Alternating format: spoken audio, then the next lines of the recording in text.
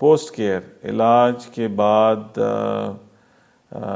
आपकी केयर कैसे की जाती है। हम इंटरनेशनल स्टैंडर्ड्स को फॉलो करते हैं, चाहे आपका वेरिकोसील का इलाज किया गया हो, वीनस लीक का किया गया हो, वेरिकोज वेंस का किया गया हो, फाइब्रॉइड्स, एडिनोमाइसिस या पेल्विक कंजेशन सिंड्रोम का एक स्टैंडर्ड फॉलो किया जाता है। हमारा इंटरनेशनल स्टैंडर्ड है।